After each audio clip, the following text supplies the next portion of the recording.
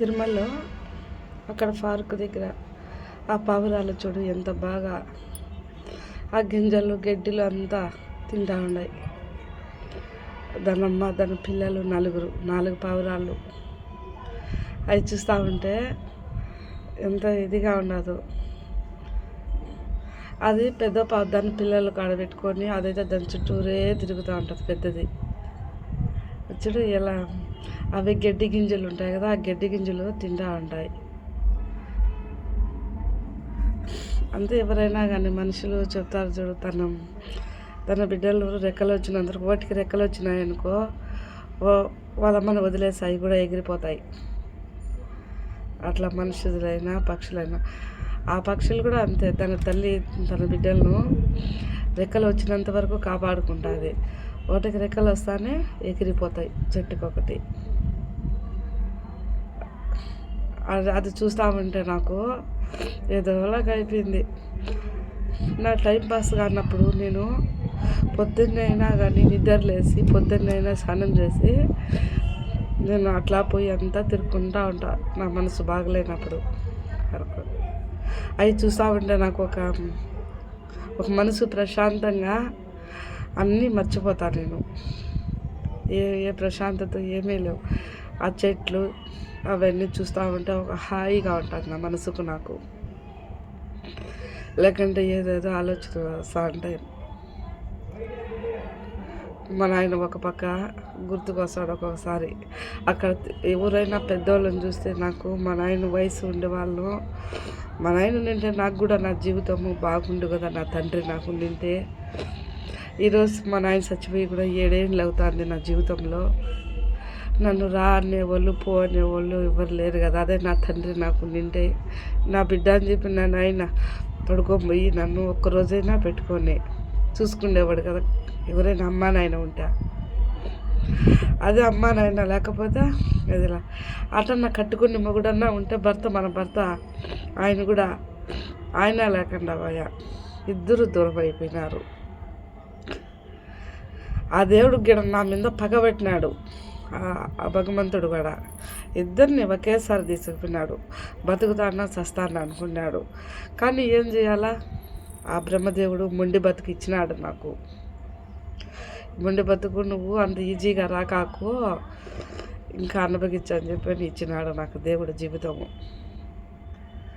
ఇలాంటి నేను బ్రతికున్నానంటే, ఇద్దరిని దూరం చేసుకొని బ్రతికున్నానంటే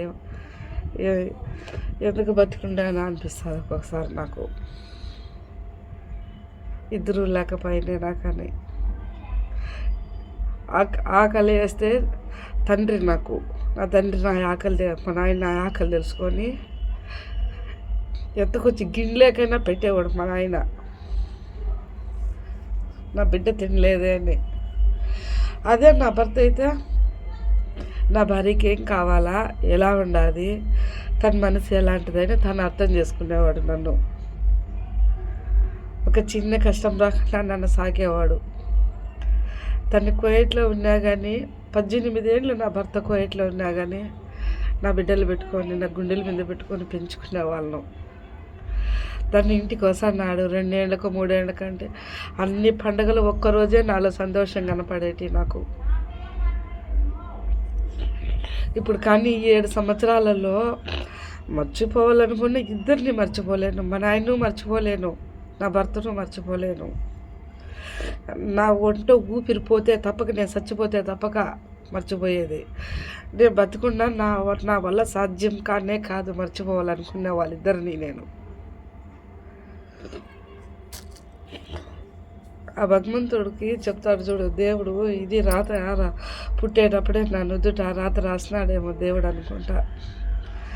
కానీ అంతా ఎంతో ఆ బిడ్డలు చూసుకొని మురిసిపోయి ఆ చిన్న పిల్లలతో నా జీవితం గడిపేస్తూ ఉంటా. ఆ పిల్లలలోనే ఒక్కొక్కసారి వాళ్ళని చూస్తే ఉండే బాధ కూడా మర్చిపోతా, ఒక్కొక్కసారి సంతోషంగా ఉంటుంది. కానీ రోజులో 10 సార్లు నాకు గుర్తు వస్తా అంటాడు నా భర్త నాకు. కానీ ఏం చేయలేను కదా, ఏం చేతగానే దాని మాదిరిగా ఇంకా అందరూ అందరూ అనుకుంటారు చచ్చిపోయినాడు ఇంకా ఏముంటుందిలే మర్చిపోకుండా అనుకుంటారు. కానీ ఆయన చనిపోయిన ఆయన శరీరం ఒక్కటే దూరం అయిపోయింది, కానీ అతని మనసు నాతోనే ఉండదని ఆ ఊహల్లోనే బ్రతుకుతూ ఉంటాను నేను. ఆ ఊహల్లో ఆ భ్రమలోనే నేను నాతోనే ఉన్నాడని జీవించుకొని నా జీవితం వెల్లదీస్తాను నేను. నాతోనే ఉన్నాడు. ఏ కష్టం వచ్చినా, నాకు ఏ బాధ వచ్చినా నా మనసుకు నేనే తను నాతో ఉండింటే సమాధానం నేనే చెప్పుకుంటా.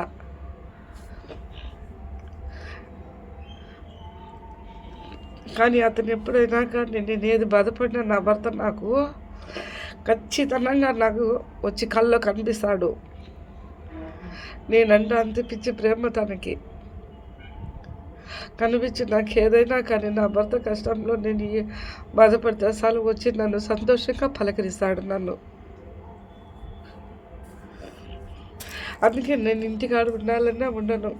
అట్లా వెళ్ళిపోతా అంట ఆ గుళ్ళకు ఈ గుళ్ళకి వెళ్ళిపోయి నేను అక్కడే తిరుగుతామంట, అవన్నీ చూస్తామంట. అన్నీ ఒక్కొక్కసారి మర్చిపోతాను.